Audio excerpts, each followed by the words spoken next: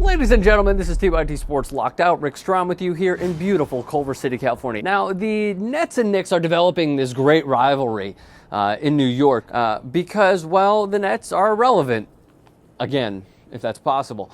Not only have they revamped the roster by signing Joe Johnson and Gerald Wallace, and they re-signed Darren Williams, they got rid of Avery Johnson, which was questionable.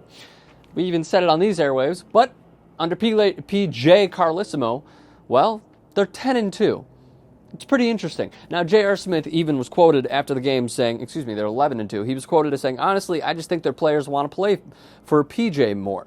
They seem more enthused. When you see them coming out of a timeout, it just seems like they believe in what he says and what he drew up. So once you feel confident in your coach, that's the best thing ever. Good stuff from J.R. Smith from the New York Daily News. Now, the Knicks lost to the Nets last night, 88-85, at Madison Square Garden. J.R. Smith, who is absolutely known for, well, crip walking when he hits big threes with the Denver Nuggets, and being a boisterous voice on Twitter, exchanged in, well, let's just go to BuzzFeed Sports really quickly. Now, they give a very detailed relationship that the two may have. Let's start out with this. This is J.R. Smith. Okay, you see it there. This is Kris Humphries. Okay. As you might have heard, Kris Humphries was once married to Kim Kardashian, and it, well, basically didn't end well. As you might have also heard, Kim Kardashian is now dating Kanye West. They're having a baby. The Nets beat the Knicks at Madison Square Garden last night on Joe Johnson's late jumper. Per the usual, Kris Humphries was booed by the Knicks' crowd. Afterwards, it seems like he just couldn't resist, and here's what he tweeted.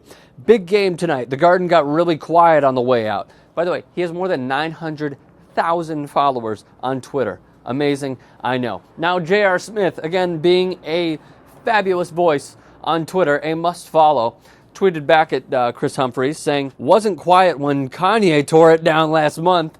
Oh, I fucking love it. And then BuzzFeed ends with this meme of J.R. Smith, don't pick that mic up. I dropped it on purpose. He did.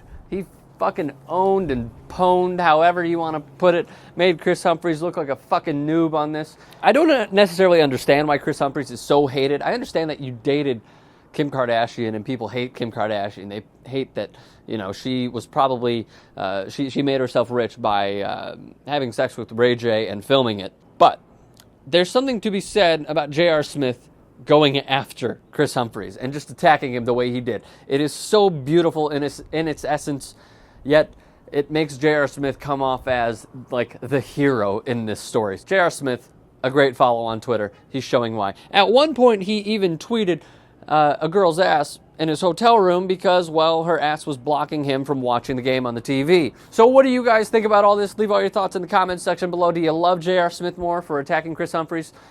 Give us your thoughts. I'd love to hear them. I'll try to respond to as many as I can. Give us a thumbs up, share with your friends, subscribe to TYT Sports.